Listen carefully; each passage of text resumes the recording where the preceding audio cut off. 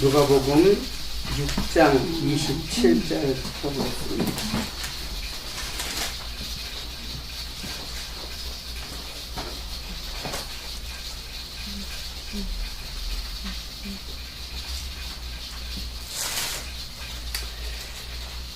네, 다 찾으셨죠?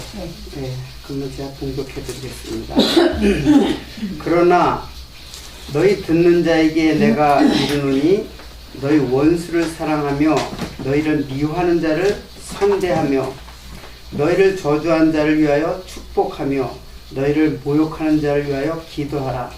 네 입뺨을 치는 자에게 젖뺨도 돌려주며 네 겉옷을 빼앗는 자에게 속옷도 금하지 말라.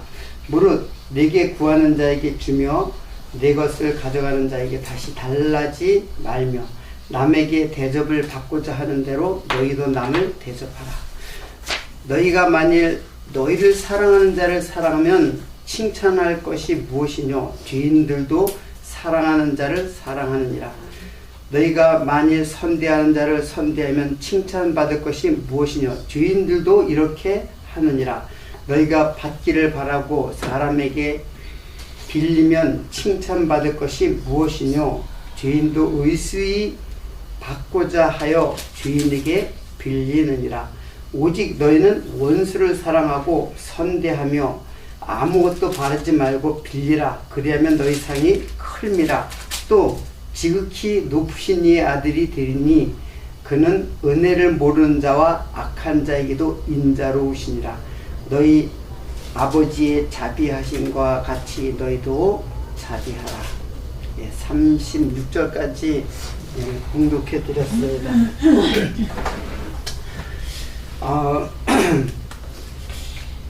우리는 지금 산상수훈의 내용을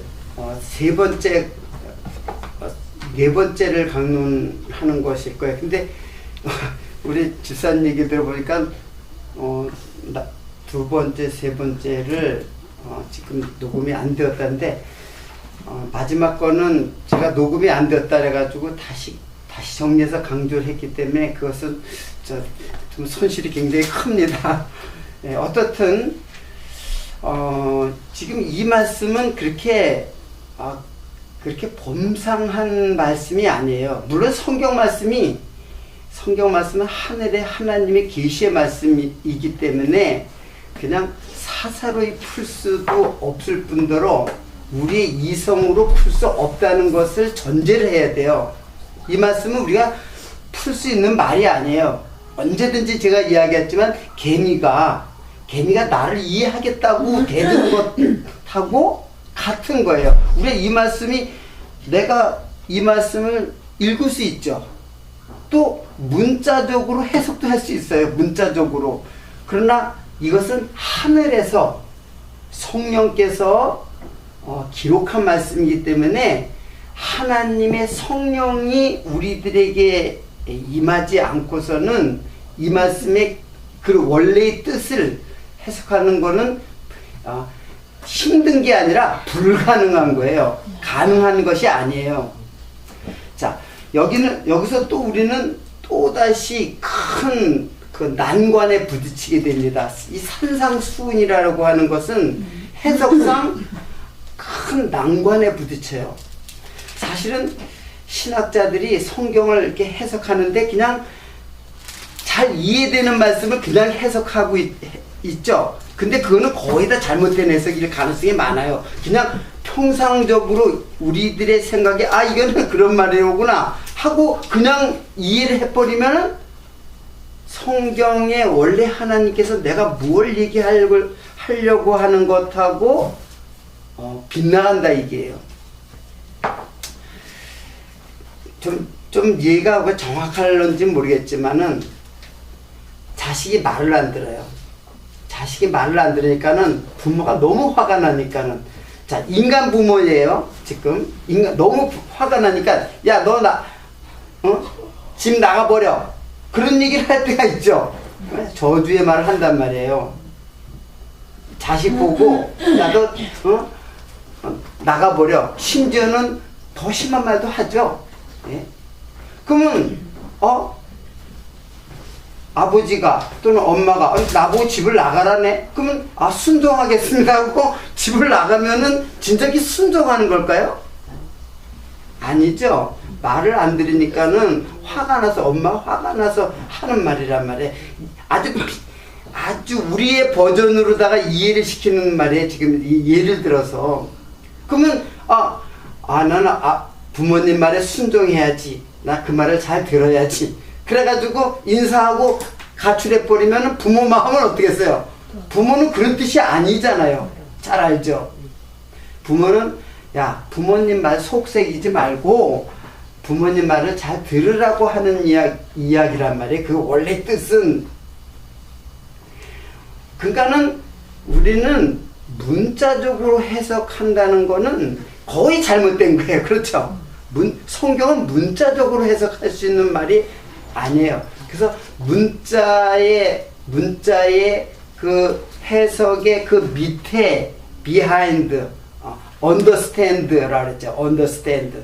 그 밑에의 뜻을 이해를 해야지만 진짜 하나님의 뜻을 이해하는 거죠.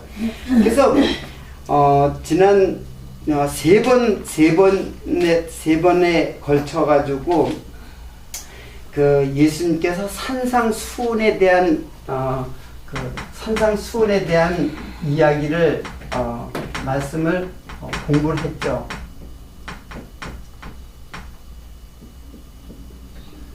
산에서 하나님 말씀을 이제 내려주는 것이죠. 자, 근데 여기서 중요한 말이 물론 하나님의 말씀이 중요하죠. 그런데 왜 산에서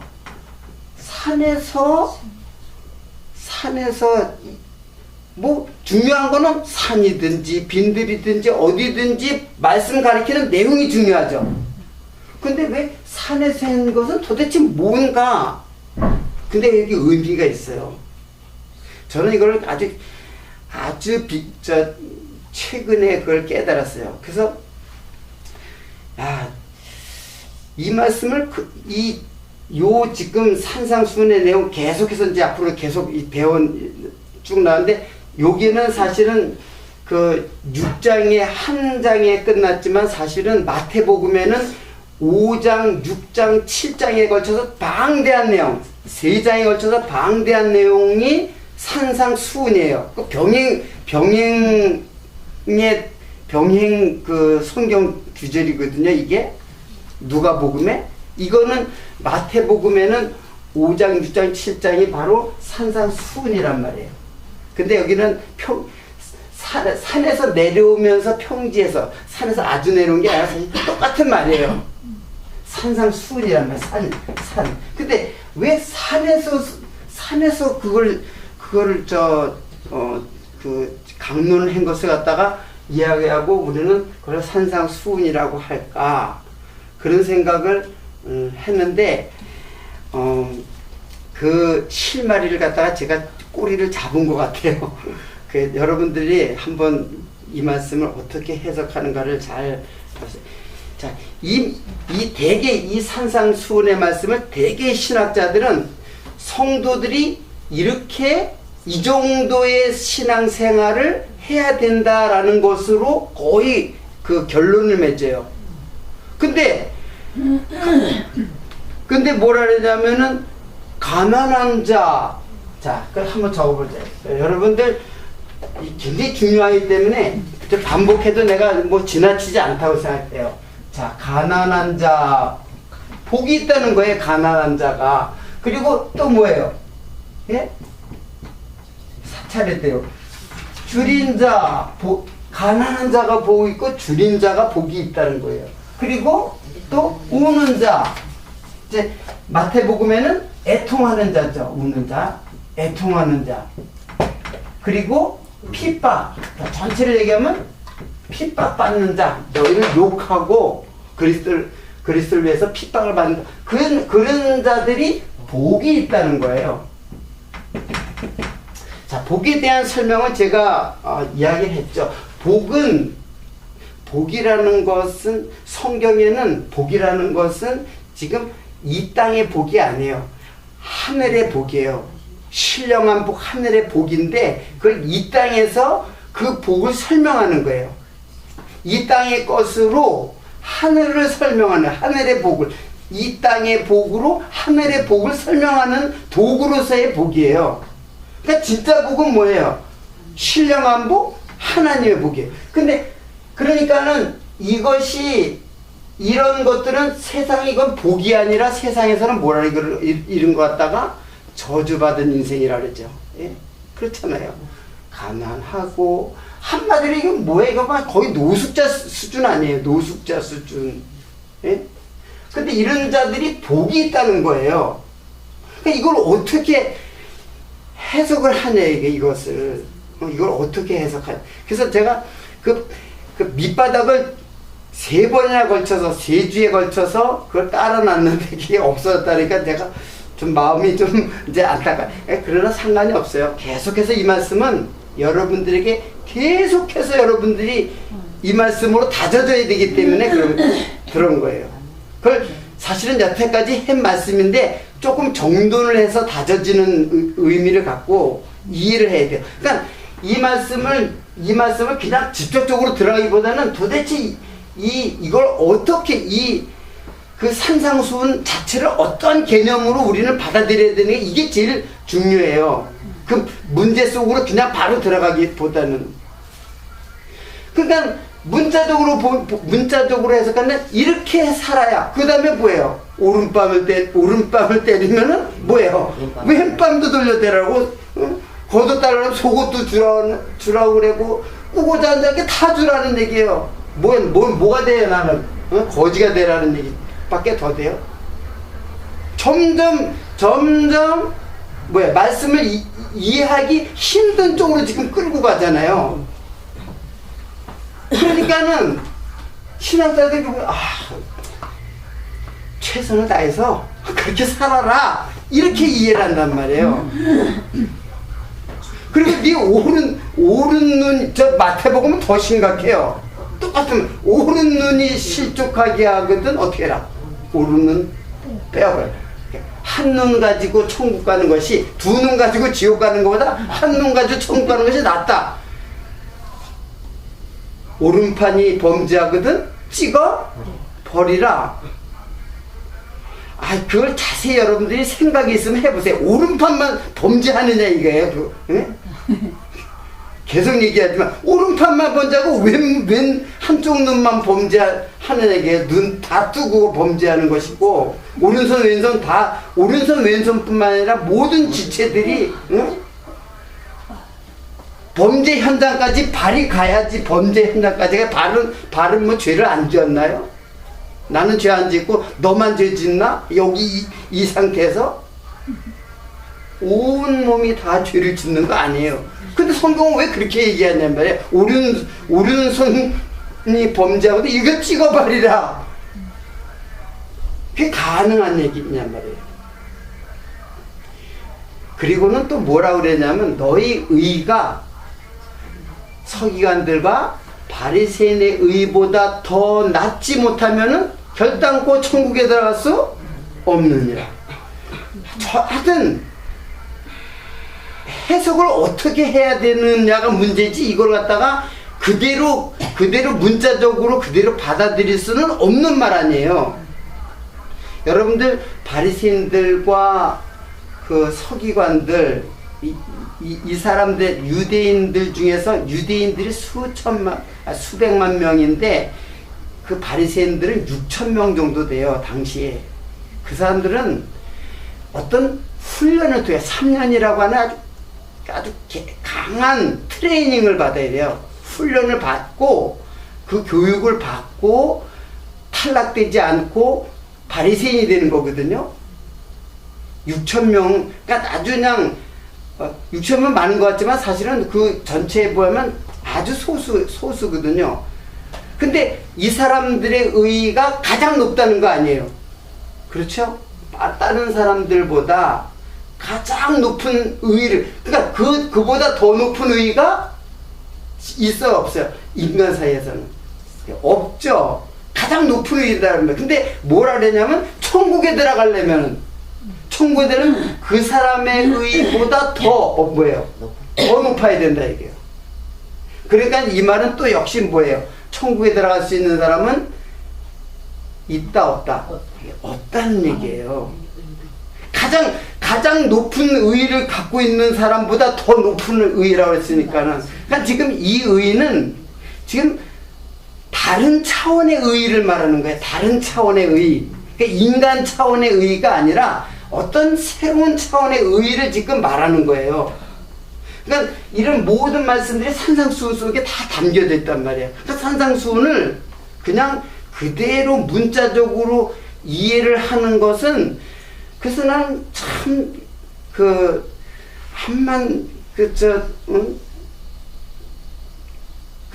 좀 초보적인 수준이라고 해도 그 개혁주의자들의 그 해석 논리가 말이 안 되는 거잖아요. 그러니까 어떻든 그렇게 최선을 다 해라는 얘기지, 그렇게 실제로 그렇게 하라는 얘기는 아니다, 그렇게 얘기를 한단 말이에요. 그 해석이 다 거의 그 수준이에요.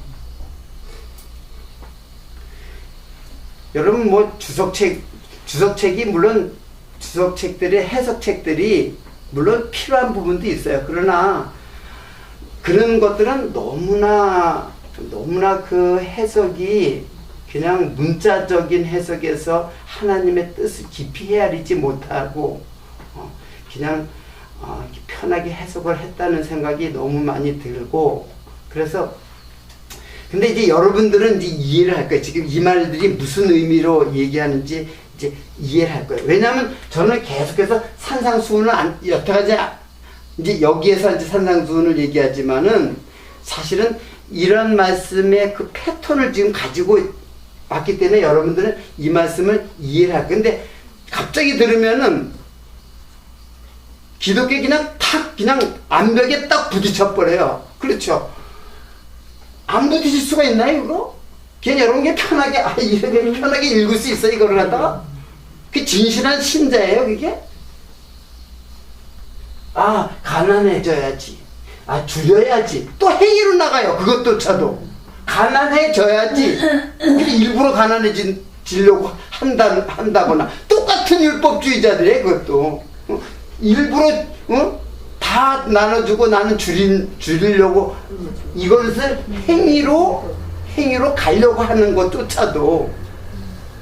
그래서 이것은, 그래서 이 산상수훈은 절대로 행위로 접근해서는 안 된다는 거예요. 그럼 행위로 접근하지 않으면 그럼 어떻게 접근해야 되냐? 대원칙이 있잖아요. 성경 해석의 대원칙. 그건 뭐냐면 예수 그리스도 계시예요. 이거는 예수님을 계시하려고 하는 것이지 우리 보고 어떻게 하라는 게 아니에요. 더 정확하게 말하면 예수님께서 이것을 다 이루시는, 내가 이루는 것이다. 너희들이 이루지 못한다는 것을 말하는 거예요. 그리고 내가 이루고 나는 그런 하나님이다, 하나님의 아들로 왔다라는 것을 알려주는, 즉 예수 그리스도의 계시예요. 우리 보고 이렇게 하라는 게 아니라 그러면 복을 받는다, 이런 수준으로 해석하면 어떻게 하냔 말이에요. 바로 이것이 바로 실마리를 풀어나가는 게. 그래서 자, 산 하면은 여러분 생각나는 게 뭐죠? 산 하면 뭐가 생각나요? 신의 산 생각나죠? 가장 중요한 산이잖아요. 신의 산. 그리고 모리아산. 그 모리아산이 사실은 그 예루살렘 성전이 이제 나중에 이제 세워진 산이에요. 모리아산은 무슨 산이에요? 그렇죠. 이삭이 받쳐진 산이죠. 이 산이 받쳐진 산을, 물론 이삭이 거기서 죽임을 당하지는 않지만 대신 여호와 이레 대신 이제 염소가 대신 죽으셨지만은 그거 다 예수 그리스도를 지금 상징하고 있어요. 산은 상징하고 있어요. 그러니까 산들 쭉 봐요. 신의 산을 비롯해 신의 산이라는 것은 뭐예요? 신의 산. 자, 신의 산은 무슨 걸 상징하냐면 바로 율법을 상징하는 거죠. 모세가 신의 산에서 호렙산이라고도 하거든요. 호렙산, 신의 산. 근데 모세가 율법을 하나님으로부터 받은 산. 그래서 신의 산 하면 상징이 뭐냐면 율법이에요. 율법. 자, 그런데 자, 여기 이런 말이 나와요. 마태복음 17장 20절에 여러분 한번 찾아봤는지 모르겠어요. 찾아보세요. 지금 마태복음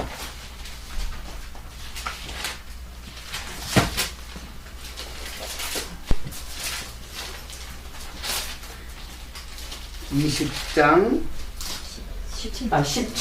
20절. 17장 20절 한번 누가 읽어보세요.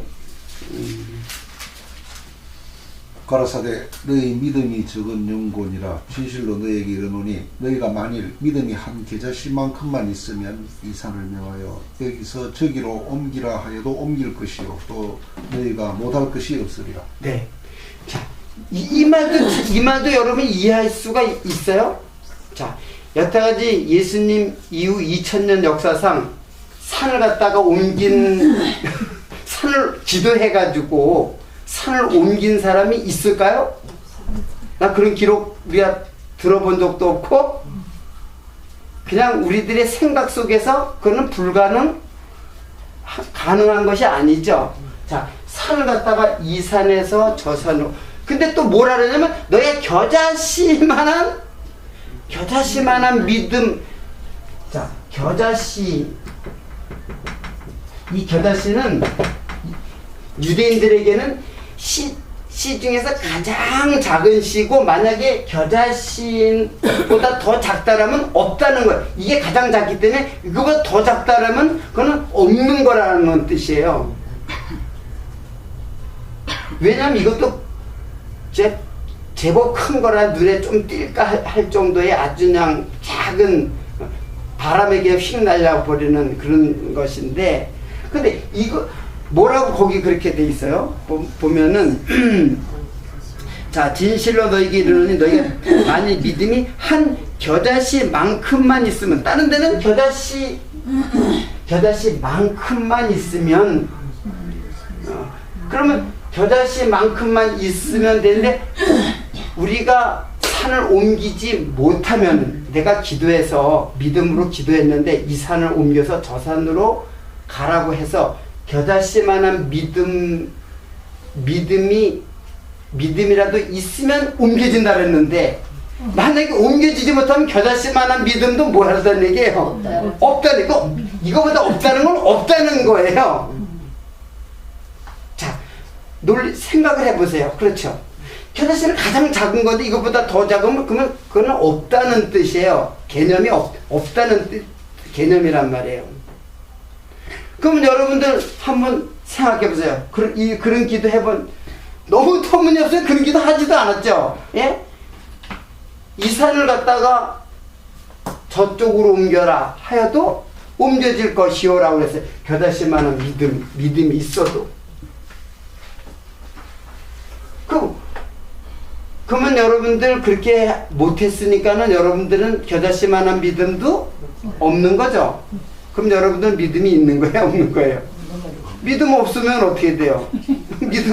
믿음 없으면 제자들 보고 제자들 파송했어요. 근데 전에는 예수 귀신 내던데 귀신을 내어쫓지 못하는 거예요. 그래서 왜 우리는 귀신 내어쫓지 못하니까 야, 예수님이 하시는 말씀이에요.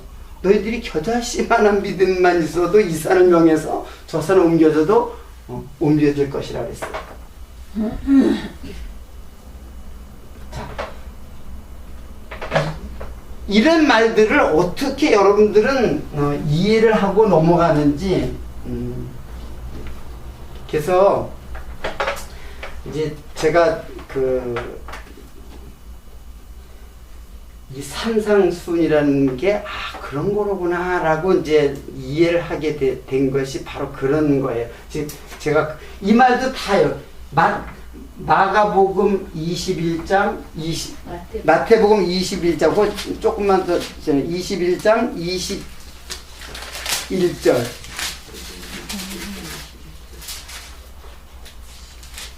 자, 제가 읽을까요? 내가 진실로 너에게 이르노니 만일 너희 믿음이 있고 의심치 않으면 이 무화과 나무에게 된 이런 일만 할 뿐 아니라, 이 지금 무화과 나무 저주한다고요. 이 산더러 들려 바다에 던지우라 하여도 될 것이요. 자, 이번에는 이 산으로 옮겨되고, 이번에는 이 산을 갖다가 뭐예요? 예? 바다에다 던져도 옮겨진다 그랬어요. 이게 똑같은 말, 요거 똑같은 말이에요. 찾아보나마나 이거 똑같은 말을 내가 찾은 거거든요. 도대체 이 말들은 도대체 무슨 말인가? 응? 자, 결론적으로 이야기를 할게요. 자, 이 신의 산에 율법을 주시는 산은 하나님의 지금 이 산상수훈은 어떤 내용이냐면 율법을 재해석하는 거예요. 율법에 대한 재해석. 율법이 도대체 구약의 율법이라는 도대체 무엇이냐 하고 예수님께서 재해석하는 거예요. 예수님이 율법이라는 이런 거라고 지금 얘기해 주는 거예요. 근데 재해석이라는 말보다는 완전히 율법을 부숴버리는 거예요. 율법을 갖다가 완전히 그러니까 성도에게는 율법은 언제든지 굳게 서 있어요. 한 후리도 빠지고 언제든지 굳게 서 있어요. 근데 성도에게는, 믿지 않는 자에게는 언제든지 그 율법에 의해서 심판과 저주를 받게 돼 있어요. 근데 성도들에게는 그 율법이 다 어떻게 된 거예요? 물러난 거예요. 다 부서진 거예요. 없어지고 무너져 버리고 다 사라져 버린 법이에요. 그래서 율법을 뭐라고 그랬냐면은, 율법을 바울은 뭐라 해서 정죄의 법이라고 했잖아요. 정죄의 법. 정죄의 법. 그러니까 죄를 정하는 법이라 해요.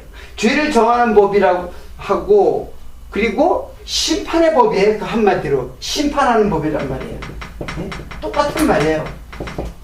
그래서 결국에는 저주의 법이 된 거예요. 그렇죠? 이 법 자체가 악한 게 아니라 그 법을 지키지 못해서 뭐가 된 사람? 정죄를 받은 사람. 그 정죄받은 사람은 그게 바로 뭐예요? 심판이잖아요. 예? 그 율법의 죄에 의해서 심판받고 저주받아서 영원한 멸망을 받은 법이란 말이에요, 율법이. 그 율법 자체가 악한 게 아니라 율법은 선한 거예요. 근데 그걸 지키지 못하는 우리가 그 율법 앞에서 영원한 저주와 심판을 받는단 말이에요. 그래서 바울은 뭐라 했어요? 이 율법 아래 있는 자들은 저주 아래 있는 자로 했잖아요. 율법 아래. 너희들이 율법을 지키고자 하느냐? 그럼 율법을 지키고자 하는 너희들은 저주 아래 있는 자라고 했잖아요. 그 지키려고 하는 자들은 율법의 저주 아래 있는 자들이에요, 다. 그러면 그 율법은, 그래서 구약에는 사실은 이 신의 산에는 그 산에 올라오는 자들이 하나님으로부터 돌격을 받아요. 돌로 침을 받는다. 짐승이라도 돌로 침을 당하게, 아무도 올라오지 못하게 했어요. 그런데 그 신의 산의 율법을 지금 예수님께서는 재해석하고 있어요. 다시 재해석한단 말이에요. 그 누구에게? 제자들, 그리고 하나님의 자녀들에게 율법은 이런 것이다 라고 재해석을 해줘요. 그래서 사실은 재해석을 해주는데 도저히 이해하지 못할 말로 지금 해석해주고 있잖아요. 이게 다 율법을 새롭게 해석해주는 거란 말이에요. 자, 그래서 그 신의 산의 율법이 예수님에게 와서는 어떤 산이 되느냐? 자, 그 미가서 한번 보세요. 미가서 4장.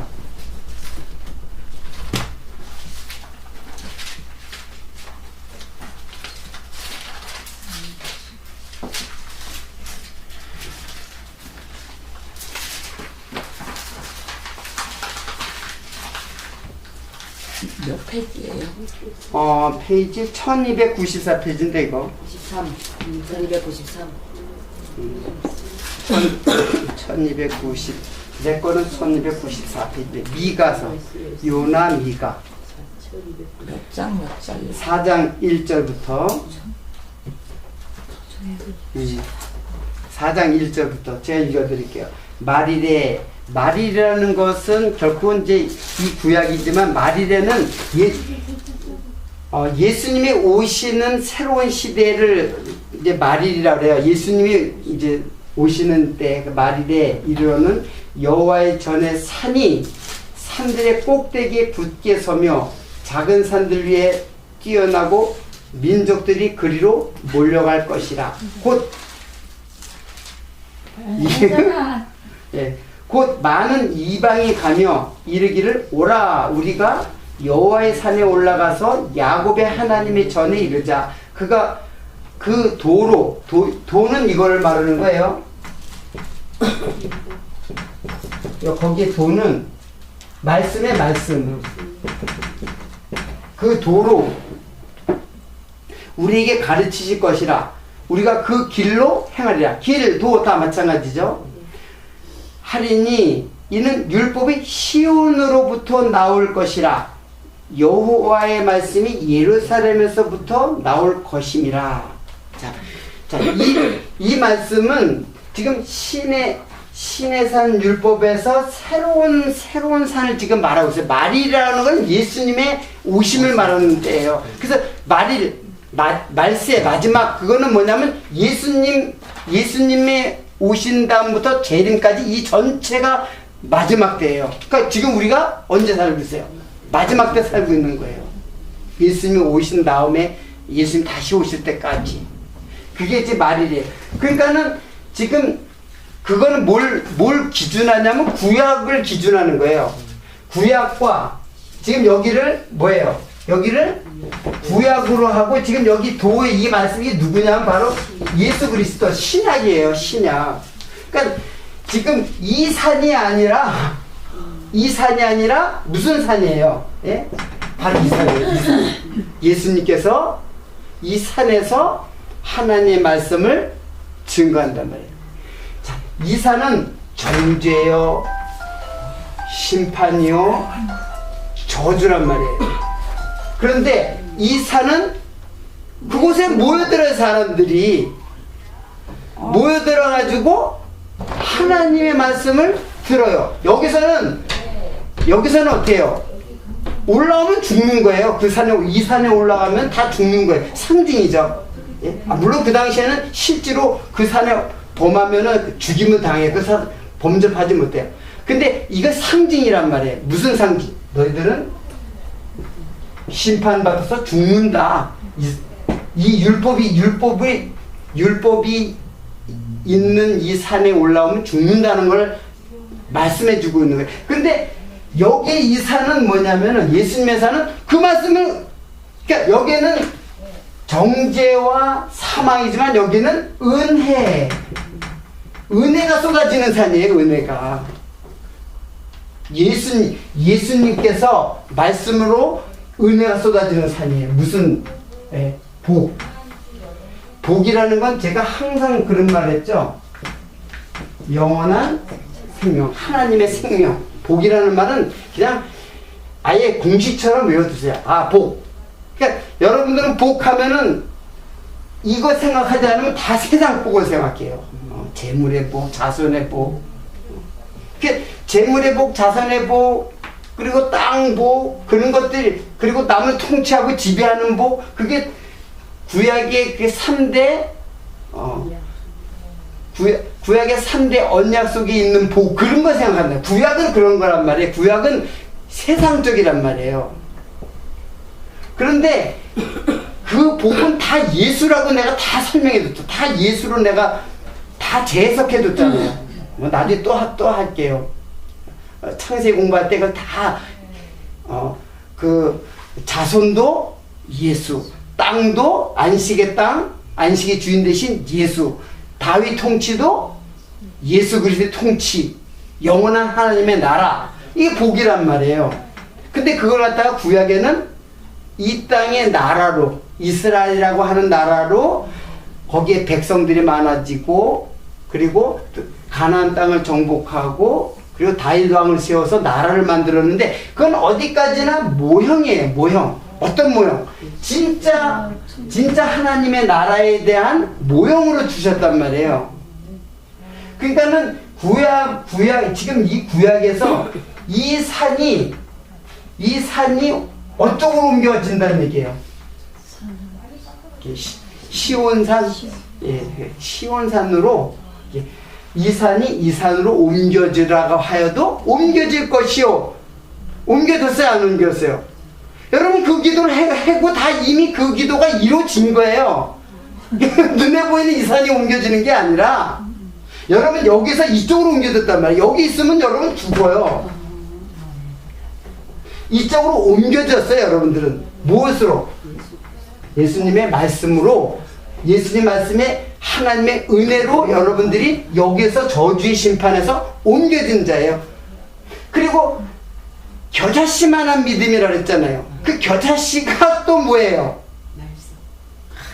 씨 하면 뭐라 그랬어요? 씨 하면은 예수. 그렇죠, 예수님이죠. 씨는 제라라는 거는 씨라는 말도 되고 자손이라는 말도 된다 그랬잖아요. 후손, 자손 다 똑같은 말이에요. 그게 다 히브리 말로 제라라는 말이에요. 제라. 근데 겨자씨만한 믿음이라는 게 사실은 누구냐면 그게 바로 예수님이에요. 예수님. 그러니까 예수님의 믿음으로 이쪽에서 이쪽으로 옮겨진다 얘기예요. 이거는 성경 어디 해석된 게 아니에요. 이것은 성경 어디에서 해석된 게 아니에요. 근데 산들 쭉 찾아보니까 이렇게 되는 거예요. 그렇죠. 그 미가서에 바로 그게 나오는 거예요. 이건 똑같아. 아주 이 말 기절이 똑같아요. 이사야서 요하고 요것이 말이 똑같아요. 똑같이 인용했어요. 자, 이거는 여러분 찾아보면 이제 알겠고, 자, 알겠죠? 지금 이 산이 이제 이른 산이 아니라 이 산이라는 거. 히브리서에 더 정확하게 나와요. 히브리서 한번 보세요.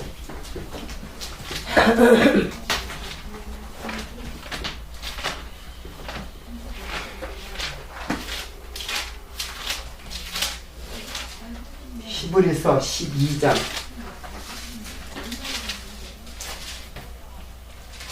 18절.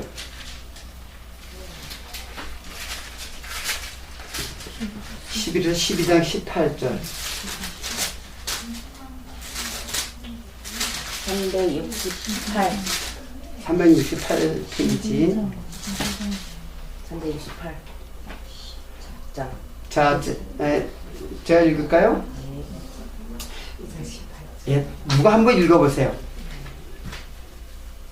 정집사님 읽어보세요. 너희의 이런 곳은 만질만한 불붙는 산과 허군과 흑암과 폭풍과 나팔 소리와 말하는 소리가 아니라 그 소리를 듣는 자들은 더 말씀하지 아니하시기를 구하였으니 이는 짐승이라도 산에 이르거든 돌로 침을 당하리라 하신 명을 저희가 견디지 못함이라. 네, 21절 24절까지 읽어보세요. 그 보이는 바가 이렇듯이 무섭기로 모세도 이르되 내가 심히 두렵고 떨린다 하였으나 그러나 너희가 이런 곳은 시온산과 살아계신 하나님의 도성인 하늘의 예루살렘과 천만 천사와 하늘에 기록한 장자들의 총회와 교회와 만민의 심판자이신 하나님과 및 온전케 된 의인들의 영들과 새 언약의 중보이신 예수와 및 아벨의 피보다 더 낫게 말하는 뿌린들이라. 뿌린피니라. 예.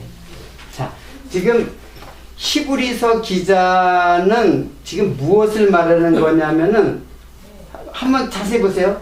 지금 너희가 이른 곳은 이른 산이 아니다라고 해요. 근데 처음에 너희가 산은 지금 이 산이 아니라 여기 이 산이라고 하는 거예요. 근데 이 산을 지금 설명하고 있는 거예요. 보세요. 너희가 이런 곳은 만질만한 불붙는 산과, 지금 이 산이 무슨 산이에요? 신의 산, 율법이 떨어질 때 흑은과 구름, 구름이 꽉 차고 하늘에서 번개 같은 우레와 같은 어떤 음성이 막 들렸다죠. 그래서 이스라엘 백성들이 다 벌벌벌벌 떠오른 거야. 하늘에 막 그런 그 신에서는 율법이 또 떨어질 때. 그래서 산과 흑운과 흑암과 폭풍과 나팔 소리야 말하는 소리가 아니라 그 소리를 듣는 자들은 더 말씀하지 아니하시기를 구하여. 너무 무서워가지고 그 말씀 내가 듣기가 너무 힘들다 이게요. 너무 무서우니까는. 근데 아니하시기를 구하였으니, 더 말씀하지 아니하시기를 구하였으니 그 산이 아니라는 얘기예요. 그렇죠? 이는 왜 그러냐면 짐승이라도 산에 이르거든 돌로 침을 당하리라 하신 명을 저희가 견디지 못해요. 너무 무섭다 이게. 이 산은 그냥 짐승이라도 거기에 올라오면 돌로 침을 당할까. 하나님이 돌격한다 그랬거든요. 그 산에 올라오는 사람이든지 짐승이든지. 그러니까 무서운 산이란 말이에요. 그리고 율법이 이게 왜 그러냐면 율법이 떨어진 산이기 때문에 그런 거예요. 신의 산. 그래서 그때 당시 근데 모세가 뭐라 했냐면, 모세에게 이스라엘 백성들이 율법을 주실 때 우리가 다 지키겠다 그랬거든요. 그렇잖아요. 우리가 다 지켜 행하겠다. 우리가 다 준행하겠다. 그런데 그 산의 그 실상은 이런 산이래요. 무섭단 말이에요. 이스라엘 백성들이 더 말씀하지 마세요. 더 말씀하지 마세요. 그렇게 했단 말이에요. 그러니까는 21절 그 보이는 바가 이렇듯이 무섭기로 모세도 이때 내가 심히 두렵고 떨린다 하였으나가 아니에요. 그러나 또 나오잖아요. 너희가 이룬 곳은 시온산과, 이제 이 산이 아니라 시온산과, 예? 살아계신 하나님의 도성인 하늘의 예루살렘과 천만 천사와 하늘에 기록한 장자들의 총회와, 이게 다 교회예요. 교회를 상징하는 거예요. 교회와 만민의 심판자이신 하나님과 및 온전케 된 의인의 영들과 새 언약의 중보자 되신 예수와, 그리고 구약의 모든 피뿌린 아벨의 피로부터 뿌린 피니라. 아벨의 피보다 더 낫게 뿌리는 피니라. 그거는 한마디로 말해서 구약의 모든 그 피뿌린, 짐승도 그렇고 아벨도 피 뿌렸잖아요. 가인한테 맞아서 죽었잖아요. 그게 다 뭐를 상징하냐면 예수를 상징하는 거예요. 다. 그래서 이 산은 너무 무섭다 이게요. 예. 그것도 상징이에요. 무섭긴 뭐가 무서워요. 진짜 무서운 곳이 어딘 줄 아세요? 진짜 무서운 곳, 예? 영원한 사망, 영원한 심판, 영원한 형벌을 받을 그곳은 그냥 무섭다는 거를 그냥 모형적으로 조금 보여준 것뿐이에요. 그것도 무서워가지고 견디지 못하겠다는 얘기예요. 그런데 이것은 어디까지나 모형이에요. 그리고 그 산이 아니라 이제는 하늘의 장자들의 총회야. 그리고 예루살렘도 구약의 예루살렘 성전이 아니라 하늘의 예루살렘. 바로 그거는 그 통치를 말하는 거거든요. 통치. 장자들의 통치인데 무슨 통치냐면 바로 예수 그리스도의 통치예요. 사랑과 은혜로 우리를 다스리는 통치. 그 나라가 하나님의 나라죠. 그러니까는 그걸 갖다가 이제 시온산이라고 하는 거예요. 그걸 갖다가 시온산. 여러분, 저 이스라엘 백성의 시오니즘이라는 게 있어요. 시오니즘. 그 시오니즘도 사실은 시온은 바로 이제 예루살렘 성전을 말하는데, 시오니즘은 구약의 예루살렘을 그대로 가져온 주의가 시오니즘이에요. 그래서 민족적 해방운동이 시오니즘이에요. 지금도 이스라엘 백성들은 뭘 차지하려고 안간힘을 땄어요. 예루살렘 성전 지금 이방으로 넘어갔잖아요. 그거 다시 찾아오려고. 그래서 뭐 하려고? 율법의 제사 지내려고. 그게 시오니즘이에요. 근데 그런 시오니즘이 그건 정치적이고 육체적인 시오니즘이 아니라 지금 여기서 말하는 건 누구예요? 예수 그리스도가 통치하는 하나님의 나라예요. 이게 하나님의 은혜로 지금 쏟아지는 나라예요. 그러니까 거기에 지금 다 모여드는 거예요. 예수님의 말씀을 여기는 침을 당해 죽이는 곳에서 다 도망가야 되는 곳인데 여기는 모여들잖아요. 그렇죠? 그래서 모여든단 말이에요. 그래서 이 산이 이 산으로 옮겨져도 옮겨질 것이다. 뭐가 있으면? 겨자씨만한 믿음이 있으면. 즉 예수를 믿는 믿음이 있으면 이 산이 옮겨서 이 산으로 옮긴다. 이해가 가세요? 근데 이 산을 이용해서 바다로 떨어지라는 건 뭐예요? 바다로. 이 산을 이용해서 바다로 빠치우라 하여도 그렇게 될 것이라 했죠. 두 개가 있어요, 이렇게. 두 개가. 예? 하나는 산에서 산이고, 하나는 산에서 바다로. 바다는 계속 얘기했지만, 바다에 빠치운다는 건 뭐예요? 저주의 바다죠. 이거죠. 저주의 바다예요. 이 산은 어디로 빠진다는 얘기예요? 저주의 바다로 빠진다는 얘기예요. 저주의 바다로 빠질 때에 이 율법이 요구하는 그 저주의 바다에 우리가 그때 우리가 빠져 죽었어요. 다 이미. 예수님도 거기서 빠져 죽을 때 우리도 거기서 함께 율법과 함께 다 죽은 자가 된 거예요. 여기서 죽고 여기서 부활한 거예요. 우리가 다. 그게 뭐예요? 세례잖아요. 죽는 세례. 그러니까 이 산상수훈은 무슨 말씀이에요? 우리를 영생으로 이끌기 위하여 뭐 시키는 말씀이에요? 새롭게 태어나는 말씀이란 말이에요. 새롭게 중생시키는 말씀이에요. 그러니까 이 말씀으로 우리가 중생되지 않으면은 여기 있는 거죠. 이것도 그냥 행위로다 보면 다 행위로 보면은 다 여기 있는 거예요. 다. 율법을 갖다가 세 요소로 나눈다 그랬죠? 예?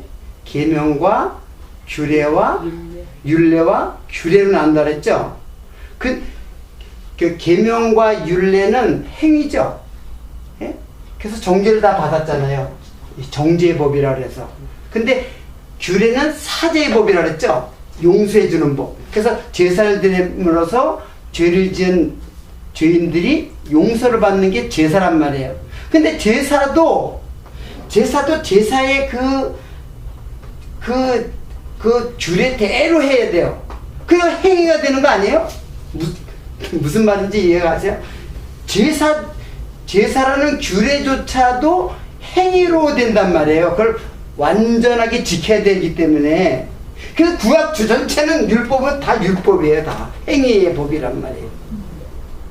그거 다 어떻게 했어요? 그거 다 예수님이 아주 다 제사의 제도까지도 다. 만약에 제사의 제도로다가 구원을 받는 거는 지금도 제사를 지내면 구원받을 수 있다는 얘기 아니에요? 예? 근데 그 제사 지내면 안 된다 이게 지금은. 제사 지내면 너희들은 저주 아래 있는 자라고 하는 거예요. 율법 전체가 오직 예수 그리스도. 사실 그 계명, 율례, 규례 다 예수님이에요. 다 성취하세요. 다. 어떤 거는 성취하고 어떤 건 성취 안 한 게 아니에요. 지금의 많은 사람들이 규례는 다 제사니까 다 예수님이 이루신 영원한 제사로다가 성취하셨고, 율례도 성취하다래. 근데 계명은 우리가 지켜야 할 도덕법이라고 얘기하는 거예요. 어떻게 하나님 우상을 섬기지 말라, 안식일을 지키라, 거짓말하지 말라, 도둑질하지 말라. 그건 지킬 수 있다고 생각하니까는 그거는 지켜라고 하는 거예요. 지킬 수 있을까요? 하나도 못 지켜요. 거기 있는 거 10개 중에서 하나도 못 지켜요. 율법은 뭐라고 얘기하냐면은 율법 전체를 하나라도 지키지 않으면 온갖 율법을 항상, 자, 온갖 법을 갖다가 율법을 온갖 법을 항상 뭐예요? 항상. 그러니까 모든 법을 우리들이 살아있는 동안에 늘 항상 하나라도 지키지 못하면은 모든 법을, 이거 가능한 거예요, 이게? 다 이 율법을 못 지키는 자예요, 우리들은. 그런데 예수님이 이것을 완벽하게 다 성취하셨다, 이게. 아니. 그래서 이 성취할 뿐 아니라 이 속에서 죽으셨어요. 또 더군다나 율법 아래서. 그리고 그때 우리를 다 껴안고 다 죽었어요. 우리도. 그때 우리도 예수님과 함께 다 죽어버렸어요. 왜? 예수님과 함께 죽지 않으면 안 돼요. 왜? 그냥 살면 다 그 사람은 영원히 살 것 같지만 그 사람은 결국 죽어요. 죽게 돼 있단 말이에요. 금식을 얘기했듯이. 그러니까는 우리를 죽이는 거예요. 율법으로 우리를 죽여서 그리스도와 함께 죽고 물에 빠져 죽고 그리스도와 함께 살려주기 위해서 하나님의 말씀으로 살려주기 위해서 우리를 갖다가 이 산에서 죽고 이 산에서 살려주는 거예요. 그래서 여기서 바다에 빠지우라는 거는 저주의 바다에 빠지는 거예요. 빠지우라 하여도 그렇게 될 거라 그랬죠. 그런데 성경 어디 봐도 그 말을 갖다가 이제 해석한 건 없어요. 더군다나 주석책에는 아마 여러분들도 주석책은 저도 주석책을 뭐 다 보지는 않았지만 이렇게 해석한 걸 별로 못 봤어요. 그러니까는 이 말이 맞는지 틀리는지는 뭐 해석하는 게 없으니까 어디에도 없으니까는 맞는지 틀리는지는 모르죠. 저는 그렇게 믿어요. 이렇게 해석하는 것이 진짜 산을 갖다 옮기라는 것이 아니라. 그러니까 여러분들은 사실은 산을 옮길 만한 믿음을 다 가진 거예요. 누구 때문에? 겨자씨 때문에. 예수님의 믿음이 있으니까는 그 산이 옮겨진단 말이에요. 어디서 옮겨지는 거야? 눈에서 옮겨지는 게 아니라 믿음으로 옮겨지는 거야. 내 마음속에서 믿음으로 신의 산이 시온산으로 옮겨지는 거예요. 율법이 바다에 빠져지는 것이고.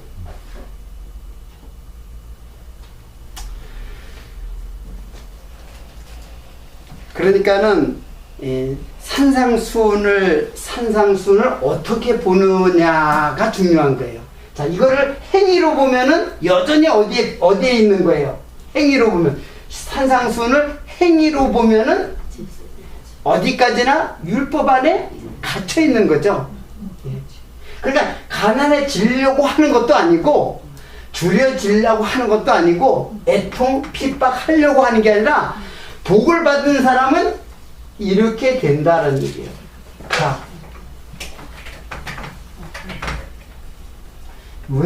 요 전 시간에 배웠죠, 이거 다.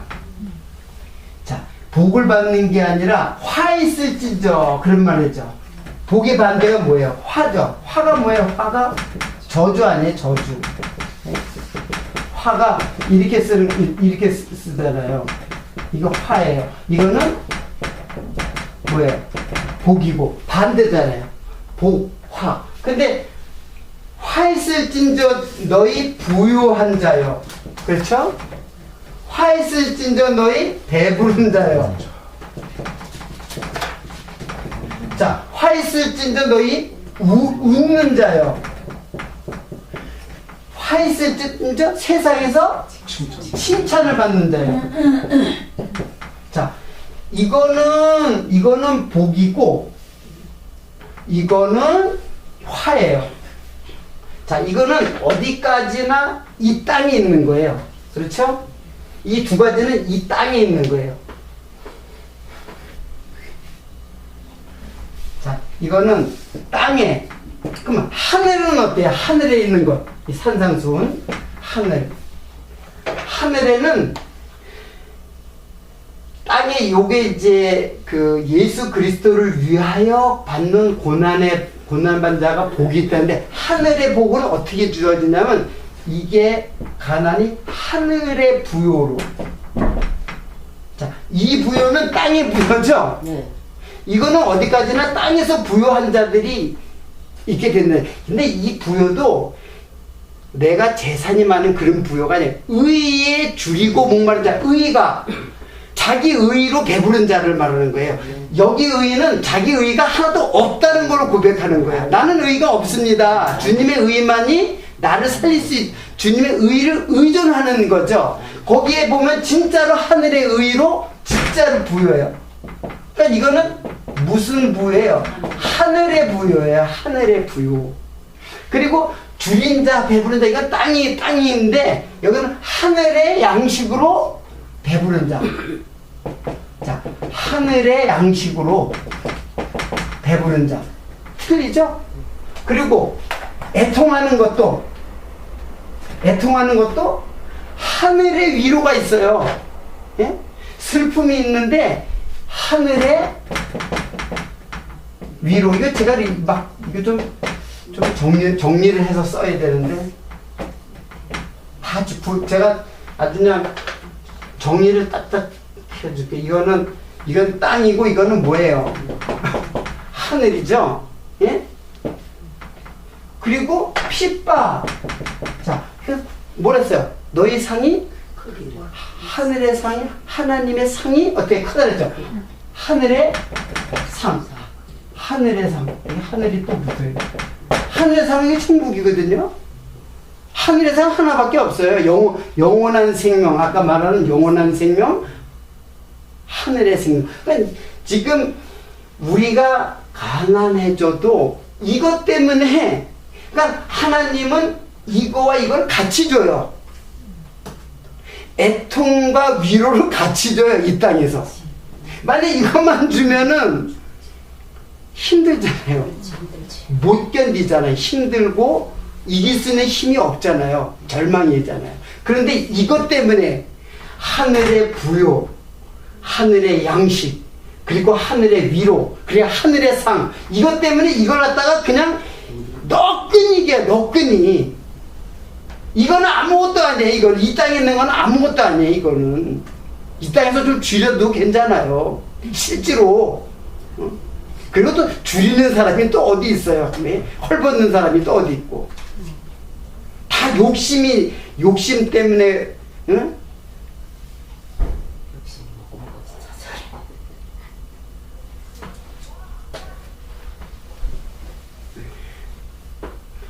이제 그 산상수훈이 조금 감이 오시나요? 예?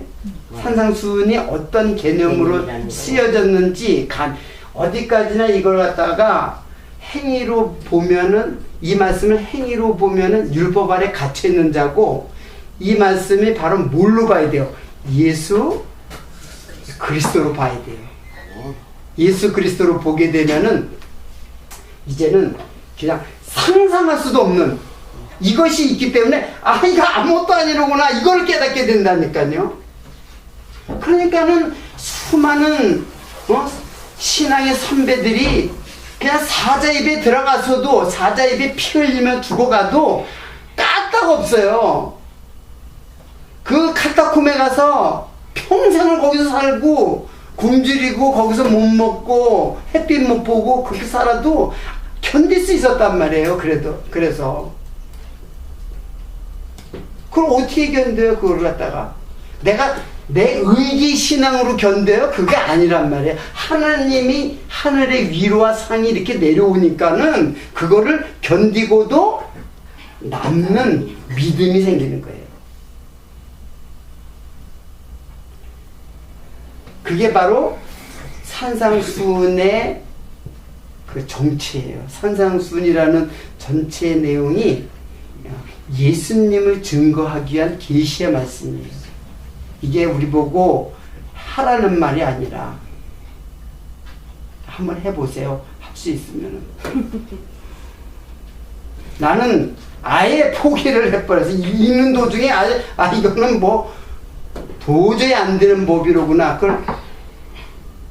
그러니까는 여기에 예수 그리스도께서 우리에게 예수 그리스도에 나눠주는 그 말씀, 은혜, 하나님의 은혜의 말씀으로 율법이 새롭게 탄생하는 거예요. 율법이. 그래서 이게 이제는 정죄의 법이 아니라 우리를 은혜롭게 하는 무슨 법? 율법이 아니라 율법을 재해석한 법은 성령의 법이 되는 거예요. 그래서 성령이 내 마음속에 들어와서 나를 이끌어가는 법. 그러니까 우리가 이 세상을 이기는 거예요. 성령이 나를 이끌어가니까. 그러니까 성령이 나를 이끌어가니까는 가난하게 되고, 그러니까 가난해야 복을 받는 게 아니라 성령이 내게 그 법이 나한테 들어오고 복을 받으니까는 가난하게 되고 줄이게 되고 애통하게 되고 핍박을 받게 되는데, 그러나 그것이 우리를 이러한 놀라운 그 하늘의 부요와 양식으로, 그리고 하늘의 평안으로 우리를 이끌어 간단 말이에요. 그러니까 우리를 이끌어가는 법이에요. 법이라는 건 우리를 이끌어가는 거잖아요. 이거는 율법도 우리를 어떻게 해요? 이끌어가죠. 율법도. 율법 외에 있는 사람은 율법이 하자는 대로 끌려가는 거예요. 그런데 우리는 거기서 해방돼서 죽어서 하늘의 법으로 우리를 이끌어가는 법이에요. 그래서 우리들은 새로운 피조물이 된 자들이에요. 이게 바로 새로운 피조물이 된 자. 이게 새로운 피조물이 된 자의 모습이에요. 육체적으로는 이 땅에서는 이런 모습이지만 실제로는 어떤 모습이에요? 세상에 어떤 것도 부럽지 않아요. 세상 돈 많은 사람도 부럽지 않고 건강한 사람도 부럽지 않고. 그러니까 세상에 내가 이렇게나 다 이걸 다 어떻게 해요? 바울이 그랬잖아요. 부요나 비천이나 일체의 비결을 다 배웠다. 그러니까 땅에서 있는 것들은 다 이것을 통해서 다 일체의 비결을 다 배웠다는 거예요. 이래도 좋고 저래도 좋다 그런 거지. 예?